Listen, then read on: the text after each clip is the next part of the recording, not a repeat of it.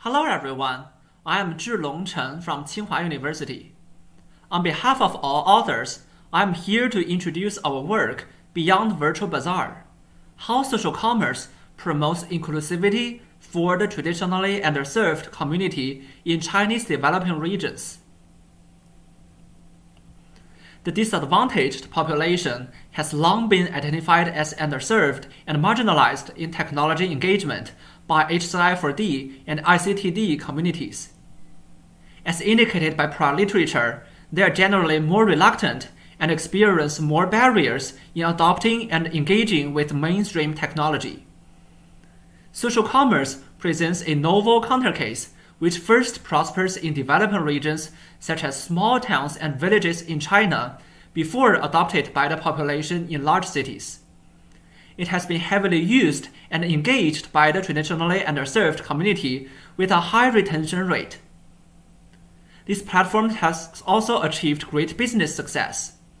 For example, the social commerce giant of Pinduoduo has become the second largest e-commerce platform in China and has attained gross merchandise volume of tens of millions of dollars.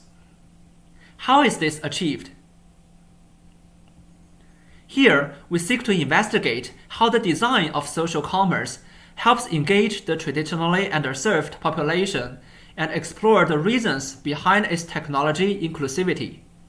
Specifically, we ask the following research questions. How does the traditionally underserved community in Chinese developing regions engage in social commerce?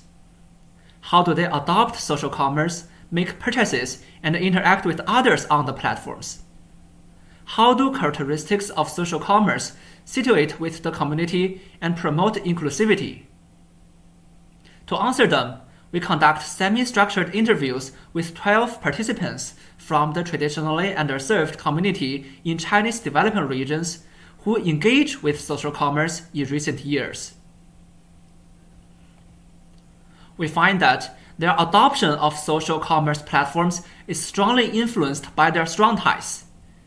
In terms of getting to know the platforms, they mainly rely on introduction from strong ties.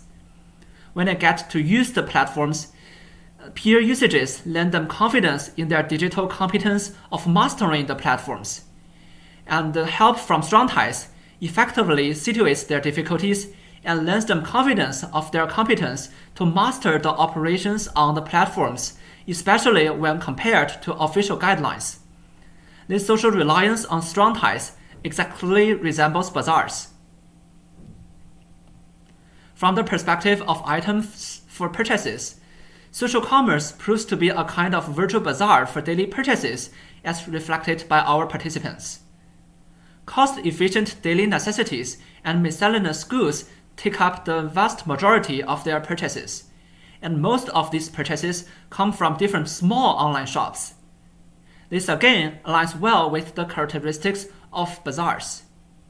What's more, beyond bazaars, social commerce further enables our participants to approach products that they would not get or even know from the local. These aforementioned characteristics as a whole create an atmosphere that the community is familiar with and greatly appeal to the community consequently. In terms of purchase behaviors, social commerce also demonstrates practices similar to offline bazaars. As in offline bazaars, practices of searching, clientelization, bargaining, and testing are functioning in different forms in the digital space of social commerce. For example, as for searching, friends' recommendations are leveraged to reduce information load and make effective searching.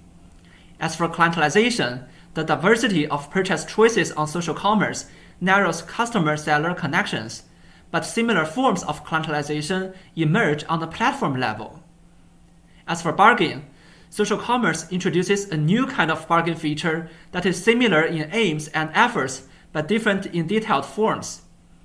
As for testing, although the physical segregation lay foundational constraints, they can refer to friends' testing experiences and test upon arrival empowered by the effective after-sale services. Furthermore, social commerce enables social interactions shaped by Chinese socio-cultural norms, which further facilitates the community's willingness to engage. For example, it suits the collectivist culture, allows convenient sharing and helps maintain interactions among strong ties and cultivate the sense of togetherness. It helps maintain 面子 by demonstrating the ability to make good use of time, cost-efficiently achieve utility, and earn prestige and recognition in a pennywise way. The Chinese concepts of 关系 and 人情 are also reflected in the social interactions in social commerce. Because rewards are designed to be one-way, participants utilize 关系 to determine the audience for help, rely mostly on strong ties, and use their social capital backed by 关系 in exchange for economic benefits. And when they owe others a 人情 or favor in such requests of favor asking, they try to pay it back and emphasize mutuality and reciprocity. Based on these findings, we discuss how social commerce relates to bazaars that people in the traditionally underserved community in Chinese developing regions are familiar with. It resembles bazaars in adoption, products, and the incorporation of practices of searching, clientelization, bargain, and testing. Beyond this, it enables novel collaborative social interactions that fit the social, cultural, and economic context of the community. We highlight the necessity of suiting the appetites of the community and resembling what the community is familiar with. We situate into existing literature to discuss the novelty of bringing upon a novel Chinese case for HCI4D. We further discuss the design implications for designers and practitioners to build more inclusive applications for the traditionally underserved community, to take advantage of established habits and infrastructure, to leverage peer influence, to use appropriate metaphors that people can understand from their prior experiences, and to incorporate incentives that suit the community's social, cultural, and economic context. Moreover, the limitations and future works of our study are discussed. Thanks for listening.